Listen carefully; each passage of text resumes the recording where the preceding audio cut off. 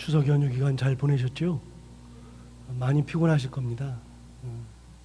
연휴 끝이 더 피곤하고요. 명절 끝이 훨씬 더 피곤합니다. 어제 늦게까지도 일 보고 오신 분들이 많을 텐데 이럴 때 몸 조심하시기 바랍니다. 그래도 건강하게 얼굴 뵈어서 너무나도 고맙습니다. 많이 피곤할 텐데요. 겨우 앉아 계신 분들이 꽤 계실 거고. 자, 본문 22절을 먼저 볼까요? 요셉이 그의 아버지의 가족과 함께 애굽에 거주하여 110세를 살았다. 아버지의 가족과 함께 애굽에 거주하며 110세를 살았다 그랬는데 요셉이 죽은 나이가 몇 세라는 것을 정확하게 알 수 있죠. 요셉이 110세를 살았다라고 되어 있습니다. 그러니까 17살에 이집트로 끌려가서 30살에 총리가 되었고 40살에 아버지를 비롯한 형제들을 만나고 그때 40살에 아버지가 애굽으로 내려와서 형제들과 함께 내려와 살았고 57세가 되었을 때에는 아버지가 죽었죠. 그 아버지 야곱이 147세를 일기로 죽었을 때가 요셉의 나이가 57세. 그러니까 17살 때 애굽으로 내려가 가지고 고생하고서 총리도 되고 이 우여곡절 끝에 형제들 만나고 아버지 만나고 아버지가 죽기까지 40년 걸려서 57세가 되었죠. 57세가 되었을 때 아버지가 죽고 그리고 그 다음에 이제 살았던 날수가 110세에 죽었다는 겁니다.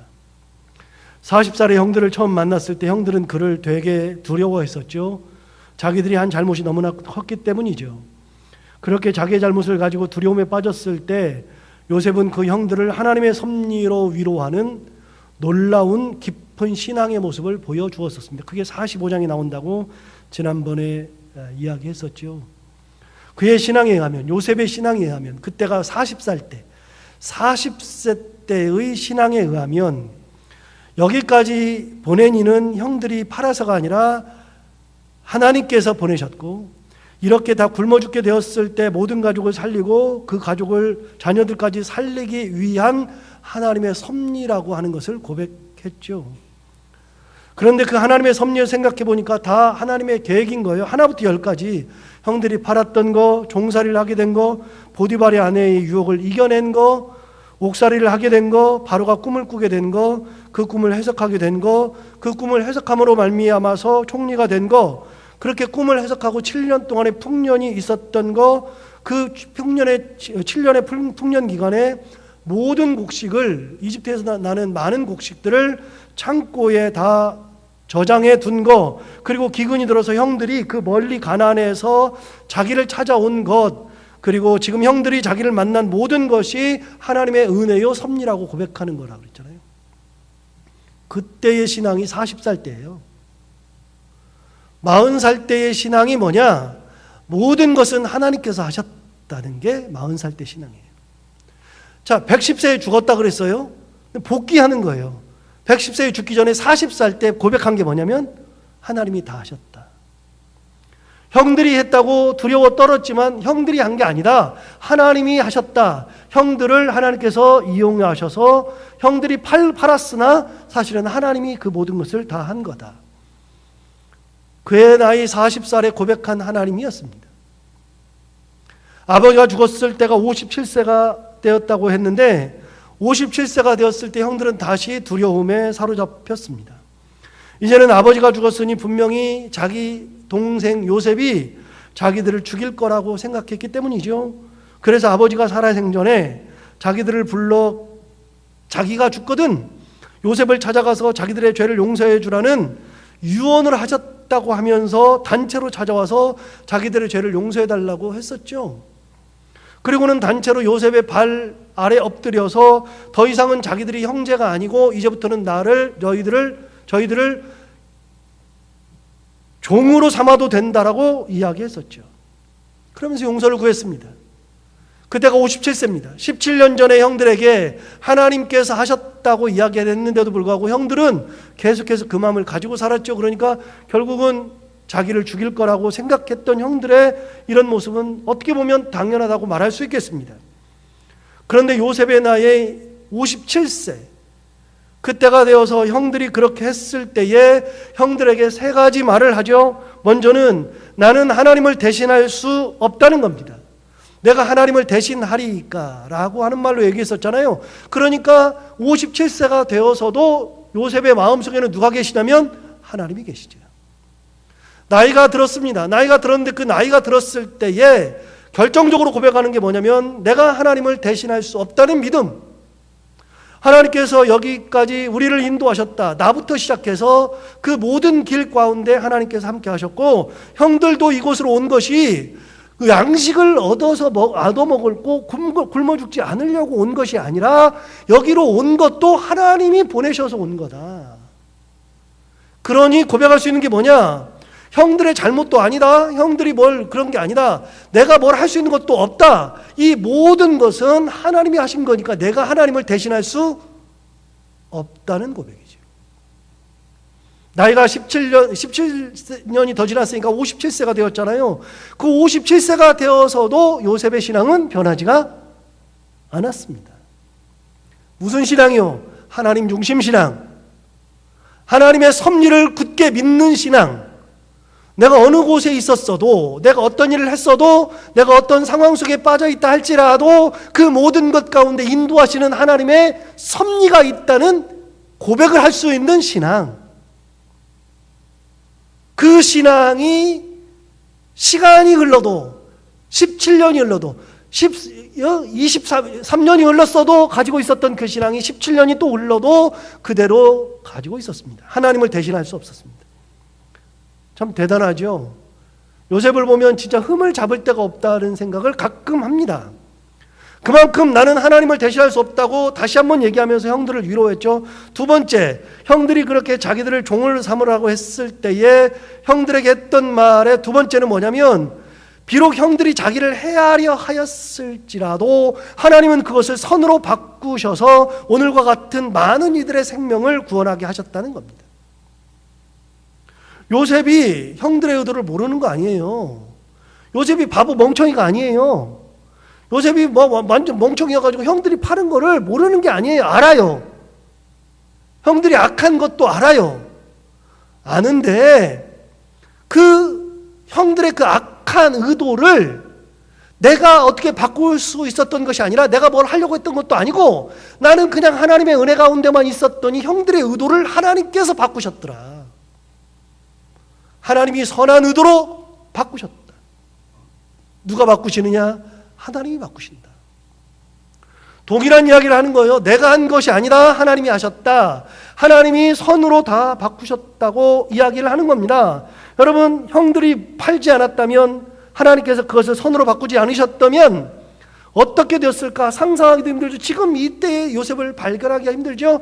형이 팔았기 때문에 이 자리에 있는 거예요. 자기가 생각하니까. 형들이 기근이 있어가지고 오지 않았으면 내가 이 자리에 없었던 거예요. 그래서 이 40년간을 그렇게 살았어요. 그런데 내가 이렇게 살았는데 지금에 와서 내가 하나님의 선한 의도를 내가 바꿀 수 없단 말이에요. 내가 하나님을 대신할 수도 없지만 가만히 보니까 그냥 하나님의 은혜 가운데 살고 보니까 인생을 여기까지 살고 보니까 하나님이 선한 것으로 다 바꾸셨어. 이게 왜 이럴까 싶었는데 이게 왜 이럴까가 아니에요. 하나님의 선한 뜻이 계셨어요. 그때는 몰랐어. 팔려갈 때는 몰랐어요. 형을 만날 때도 몰랐어요. 몰랐는데 지금 와서 보니까 모든 것이 하나님께서 다 바꿔놓으셨어. 이게 왜 이럴까가 아니라 그게 하나님의 뜻이었던 거예요. 요셉의 신앙이 변하지 않습니다. 요셉의 신앙은 하나부터 열까지 누구 중심 신앙이냐? 하나님 중심 신앙. 내 뜻을 가지고 내가 뭘 하고 그러는 신앙이 결코 아니죠. 내가 뭘 하는 신앙이 아니라 요셉은 하나부터 열까지 하나님께서 다 하신 겁니다. 바꿀 수 없었던 겁니다. 그게 은혜였던 겁니다. 형들이 지금 무릎 꿇고 종이 되겠다고 했을 때 막 울어요. 울 수밖에 없어요. 이건 형들이 그럴 필요가 없는데 왜 그래? 13년 전에도 이미 다 얘기했고 17년 전에도. 그런데 형이 지금도 그러고 있다는 것이 마음도 아프지만 하나님의 섭리를 내가 거스를 수 없는데, 내가 뭘 할 수가 없는데 내가 복수할 거라고 생각하는 것이 너무나도 마음이 아픈 거예요. 그러면서 세 번째 이야기를 합니다. 자기가 형제들과 그 자녀들을 기르겠다고 약속하는 거예요. 내가 형제들과 당신들과 당신의 자녀들을 다 기르겠습니다라고 약속했어요. 그 세 가지를 약속하는 겁니다. 왜요? 형제들은 하나님의 도구였기 때문이죠. 하나님께서 형들의 의도를 선하게 바꾸셨죠. 형들이 팔지 않았다면 이 일이 있을 수 없었죠. 이 모든 것이 하나님의 섭리 가운데 다 있었으니까 형들은 소중한 존재예요. 복수할 존재가 아니라 소중한 존재.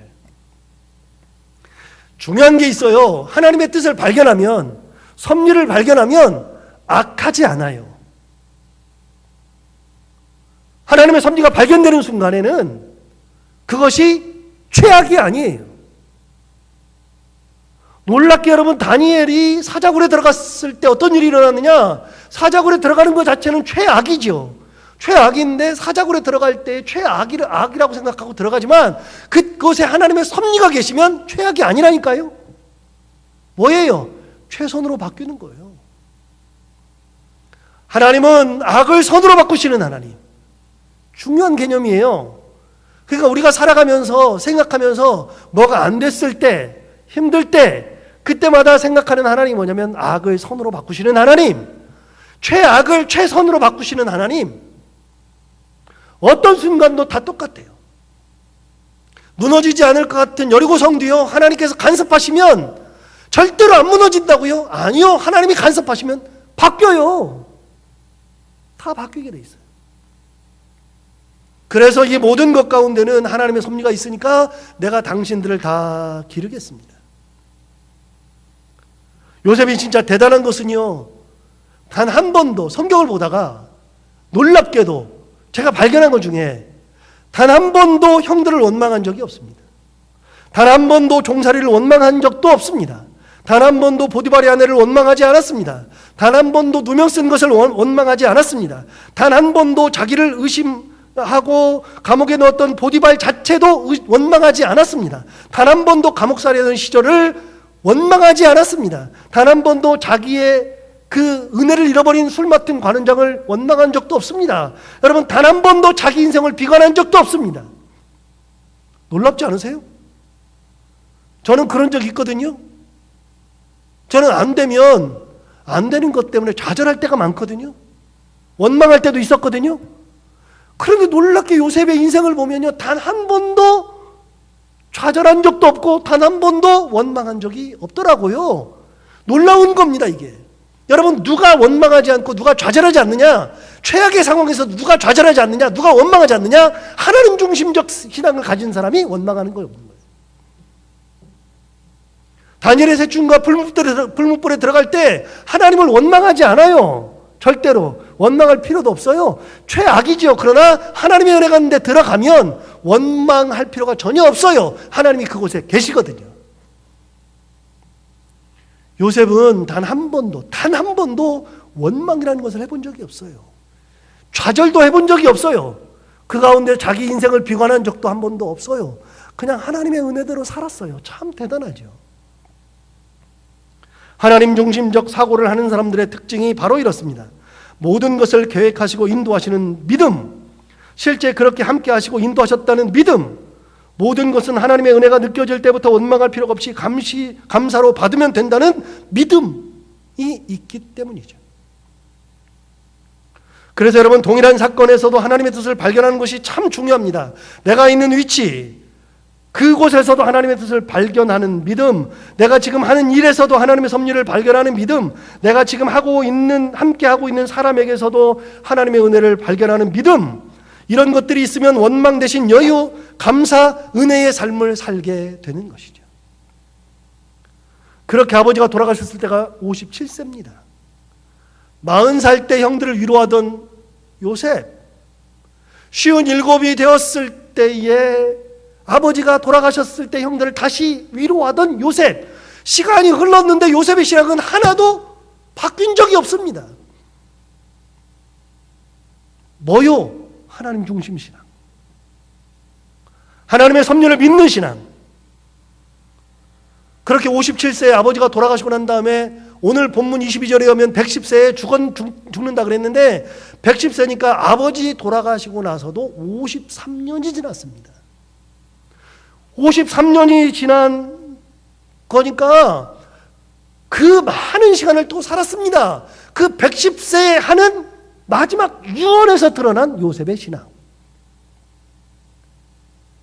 요셉이 110세에 죽었는데 사실 그는 장수한 편이 아니었죠. 그의 고조부였던 아브라함은 175세를 살았습니다. 증조부였던 이삭은 아닌가? 증조부 고조부. 아무튼 이삭은 180세를 살았습니다. 자기 아버지였던 야곱은 147세를 살았습니다. 아브라함 175세, 이삭 180세, 그리고 야곱은 147세 살았죠. 그런데 요셉은 몇 세에 죽어요? 110세에 죽었어요. 상당히 일찍 죽죠. 저는 일찍 죽는 거, 늦게 죽는 건 의미가 없다고 생각하는 사람이에요. 항상. 언제 죽느냐는 의미가 없다고 생각하는 사람이에요. 중요한 게 있어요. 중요한 게 있는데 언제 죽더라도 어떤 모습으로 죽느냐가 중요한 거라고요. 어떤 모습으로 살다가 어떻게 죽어가느냐가 진짜 중요한 거예요. 175세를 살면 뭐 할 거고 180세를 살면 뭐 할 거고 147세를 살면 뭐 할 거고 의미 없어요. 여러분 한 1년을 살아도 10년을 살아도 100년을 살아도 어떤 모습으로 살다가 어떻게 죽느냐가 중요한 거예요. 요셉이 110세에 죽잖아요. 그 110세에 죽을 때의 신앙 고백, 자기 유언에서 드러난 신앙 고백이 오늘 본문에 등장하잖아요.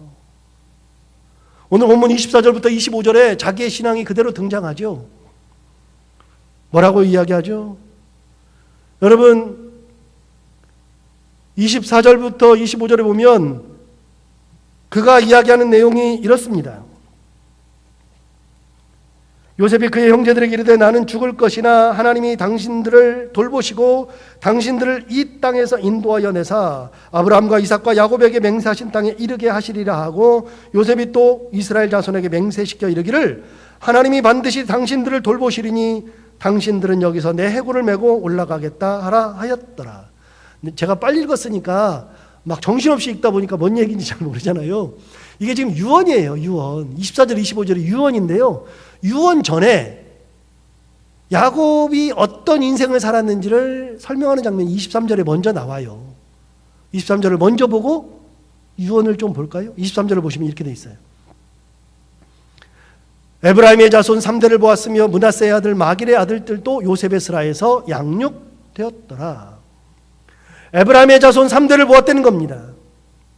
여러분 요셉은 자식이 둘이죠. 므낫세와 에브라임. 그런데 그 에브라임에게는 자손 3대를 보았다는 겁니다. 110살이 될 때까지, 죽을 때까지 에브라임의 자손 3대를 보았다고 그러는데 여러분 그 에브라임을 비롯하여 그의 아들들 그리고 손자들 그리고 손자들의 손자들까지 다 본 겁니다.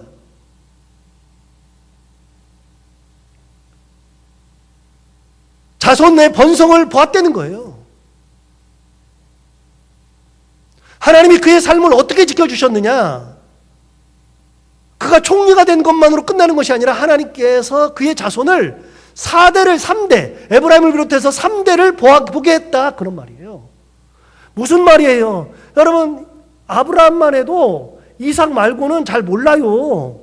이삭도 그 다음에 야곱이나 에서 말고는 잘 몰라요. 물론 뒤에 데리고 오긴 해도 늙음하게 데리고 와가지고 잘 몰라요. 그런데 여러분 야곱은 많은 자녀들을 봤지만 실제로 요셉은요 110세를 살면서 자기의 자손들이 쭉 퍼져나가는 것을 많이 본 거예요. 무슨 복이요? 자손들의 복. 자기 품 안에서 자손들이 막 커가는 거예요. 므낫세의 아길 미갈의 아들들도 요셉의 스라에서 양육되었다고 합니다. 누가 키웠어요? 므낫세의 자식들 누가 키웠어요? 므낫세가 키운 게 아니라 누가 키웠다고요? 요셉이 키웠대요. 할아버지가. 그만큼 요셉의 인생은 내 것만 책임지고 살았던 인생이 아니라 요셉의 인생은 많은 사람들을 하나님의 품으로 이끌 줄 알았고 많은 사람들을 즐겁게 해줄 줄 알았고 많은 사람들의 삶을 행복하게 만들 줄 알았던 사람이 요셉이란 말이에요. 누가 시켜줬어요? 하나님이 다 지금까지 인도하신 거죠. 자손의 복이라고 하는 것은요, 구약의 복 중에 가장 큰 복입니다. 구약의 복을 두 가지로 이야기하는데요. 하나는 자손의 복, 하나는 장수의 복입니다. 자손의 자손을 보는 것은 구약시대의 굉장한 복입니다. 그런데 그 복을 누가 누리고 살았느냐? 요셉이 누리고 살았죠. 저는 손자가 없어서 잘 모르겠는데요. 손자를 보는 맛들이 있으신 것 같아요. 저도 이제 그런 날을 기대하고 있어요. 언젠가는 그러겠지. 그런데 손자를 보면 기뻐하시는 것들이 눈에 보여요. 내 자식을 키울 때는 별로 안 그러는데 손자들은 좀 더 그러는 것 같아. 그래가지고서요, 제가 보니까 많이 그러는 것 같아요. 제가 어떻게 알아요? 아는 방법이 있죠. 손자, 손녀를 가지고 계시는 분들은 핸드폰에 그 녀석들이 반드시 들어가 있습니다. 핸드폰에 들어가 있는데 사진만 찍는 게 아니라 동영상을 꼭 찍어가지고 동영상을 보고 그렇게 살아요. 그런데 노는 장면 찍은 사진이나 동영상을 다 가지고 있는데 물론 이렇게 자꾸 꺼내서 보죠. 볼 때마다 행복하니까 얘가 뭐 말하는 것도 막 신기하고 뭐 뛰어다니면서 신기하고 뭐 할머니 하는 소리 한 번이라도 들으면 완전히 미쳐 죽는 거죠. 그런데 더한 거는요, 그분들이 꼭 옆 사람 보여줘요. 근데 제가 지금까지 봐본 바로는요, 옆 사람 별로 관심 없어요. 봐봐야 몰라. 잘 몰라. 그런데 보여주고 싶어. 내 마음이 막 보여주고 싶어요. 그만큼 손자들이 행복을 주는 거예요. 그런 분들이 백화점 가면은요, 다른 사람들 건 잘 안 보여도 손자, 손녀들 거는 용품이 꼭 보인다고요. 애들을 사주고 싶은 마음, 애들이 이걸 사다 줬을 때 기뻐하는 그것이 눈에 보인다고요. 손자, 손녀들을 보는 재미가 진짜로 크거든요. 여러분, 요셉의 노년이 그랬습니다. 손자만 보는 게 아니라 그 손자가 또 아이를 낳고 그 아이가 또 아이를 낳았으니까 너무 행복한 거야, 인생이. 요셉이 자녀들을 자기 이스라엘에서 몇 대를 키우고 있었어요. 누가요? 하나님이 그의 인생을 그런 복으로 인도해 주셨어요. 어떤 사람에게? 끝까지 하나님을 붙들고 산 사람에게, 하나님 중심을 가지고 살았던 사람들에게 하나님께서 구약시대의 최고의 복인 자손의 복을 주신단 말이에요. 그런 재미, 그런 행복을 노년의 요셉은 누리고 살았습니다. 그리고서 그걸 다 누리고 죽을 때 마지막 유언을 또 들어봐야죠. 24절 한번 볼까요? 요셉이 그의 형제들에게 이르되 나는 죽을 것이나 하나님이 당신들을 돌보시고, 제가 굉장히 강조해서 읽어요. 다시 읽어요. 요셉이 그의 형제들에게 이르되 나는 죽을 것이나 하나님이 당신들을 돌보시고 당신들을 이 땅에서 인도하여 내사 아브라함과 이삭과 야곱에게 맹세하신 땅에 이르게 하시리라. 요셉이 마지막 유언에서 그 형제들, 자녀들을 놓고서 뭐라 그랬느냐? 이제는 하나님께서 당신들을 돌보신다. 25절 한번 볼까요? 요셉이 또 이스라엘 자손에게 맹세시켜 이르기를 하나님이 반드시 당신들을 돌보시리니 당신들은 여기서 내 해골을 메고 올라가겠다 하라 하였더라. 25절에서 동일하게 얘기합니다. 하나님이 반드시 당신들을 돌보신다. 누가 돌보신다고요? 하나님이 돌보신다고요. 자, 110세가 되었습니다. 40세에 고백했던 그 하나님, 57세가 되어서 하나님을 대신할 수 없다고 고백했던 그 하나님, 악을 선으로 바꾸신 그 하나님, 110세가 되었을 때 고백하는 하나님이 뭐냐? 내가 없어도, 내가 당신들을 기르지 않아도 하나님께서 당신들을 돌보실 거다. 하나님께서 하실 거다라는 믿음. 요셉이 진짜 대단한 게요, 하나님이 다 하신대요.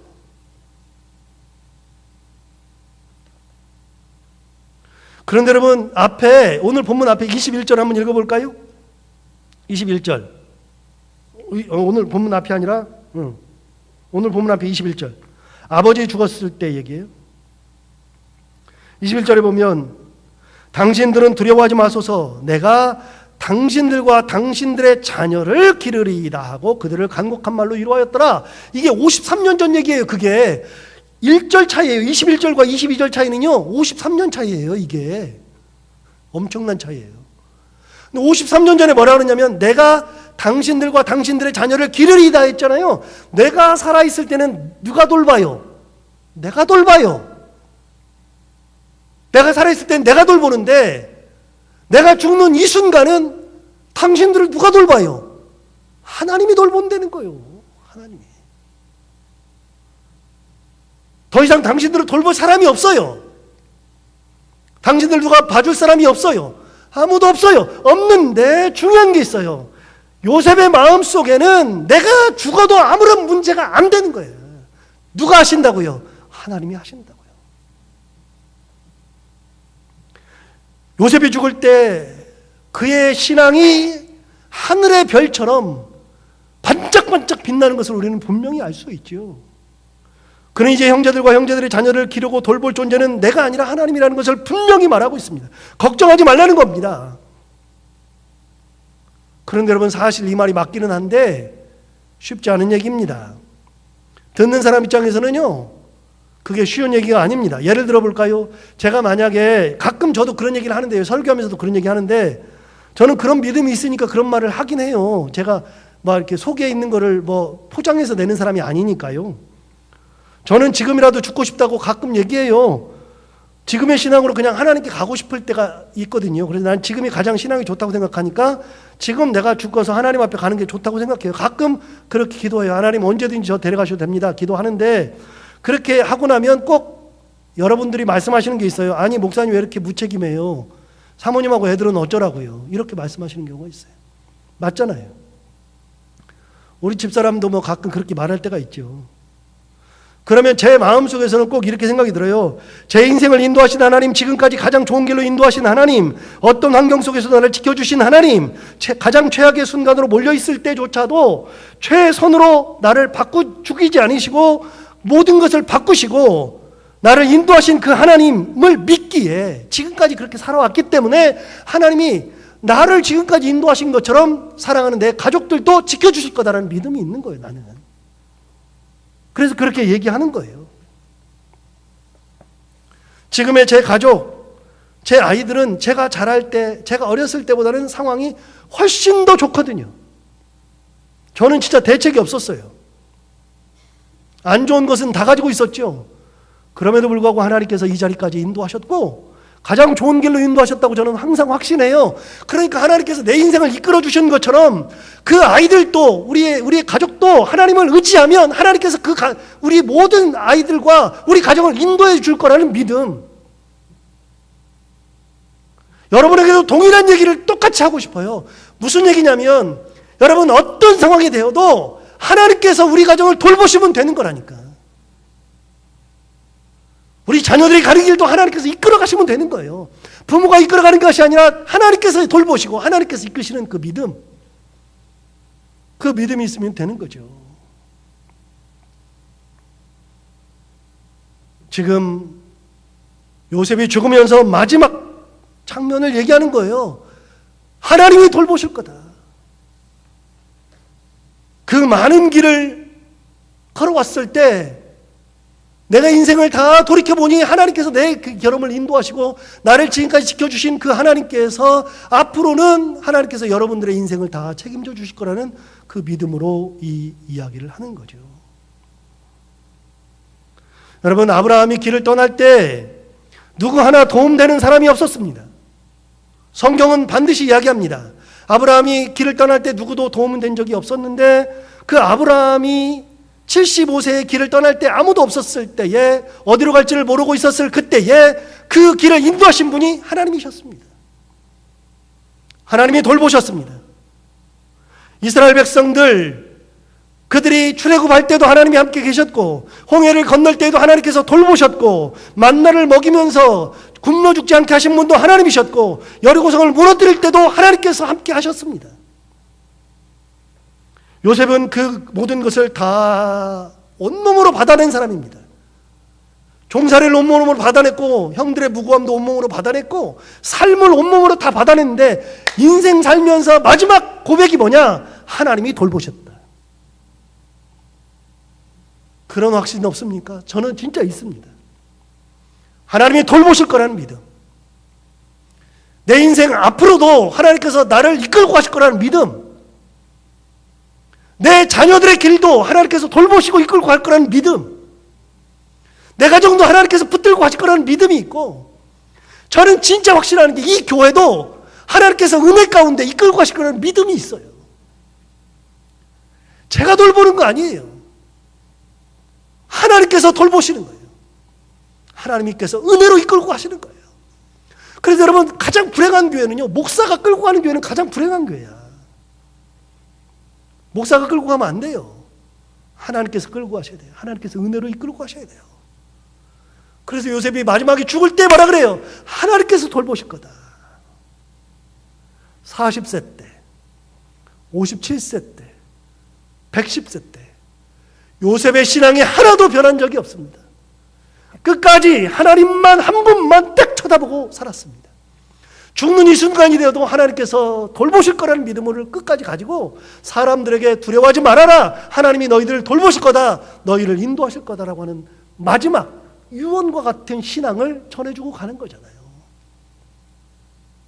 여러분, 우리의 인생이 그렇습니다. 하나님이 돌볼 거라는 믿음 하나만 있어도 괜찮아요. 어떤 상황이어도 괜찮아요. 그런 믿음 가운데 살아가는 우리 모두가 다 되기를 바랍니다. 기도하겠습니다. 하나님 아버지, 오늘 그 파란만장한 인생을 살았던 요셉이 또 죽습니다. 요셉이 죽는 것을 보면서 또 생각하는 것은 역시 끝까지 하나님을 의지했던 요셉, 어떤 순간에도 하나님보다 앞서지 않았던 요셉, 내 뜻을 먼저 내세우기보다도 하나님의 뜻이 무엇인지를 발견할 수 있었던 그 믿음의 요셉. 하나님 아버지, 우리가 요셉의 이야기를 계속 들으면서 말씀을 나누면서 우리도 결단하게 하시고 하나님께서 우리의 모든 것 되시고 우리를 돌보시고 인도하신다는 믿음을 가지고 살아가는 믿음의 사람들이 다 되게 하여 주옵소서. 요셉처럼 40세 때, 57세 때, 110세에 했던 고백이 하나도 변한 것이 없이 끝까지 하나님만 의지하고 살았던 것처럼 우리도 죽을 때가 되어서도 끝까지 하나님만 의지하고 하나님의 돌보심을 믿음으로 고백하며 사랑하는 모든 분들에게 그런 이야기를 할 수 있을 만큼의 믿음의 삶을 살게 하여 주옵소서. 예수님 이름으로 기도하옵나이다.